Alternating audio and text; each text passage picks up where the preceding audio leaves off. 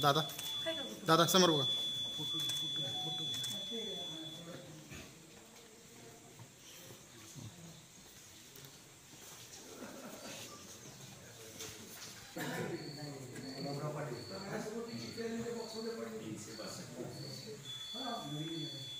दिली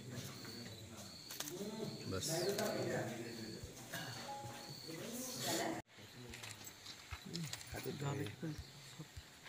दादा एक मिनिट दोघांनी इथे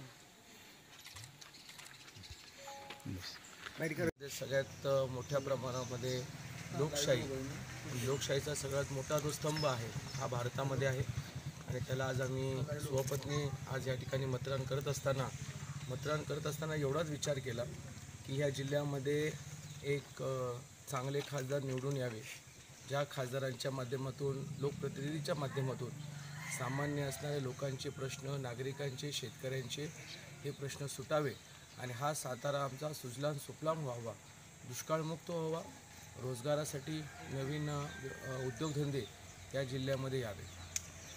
परिवर्तनाचं काय तुम्हाला वाटतं एकंदरीत सातारा जिल्ह्याच्या? 101% यावर्षी परिवर्तन होणारच.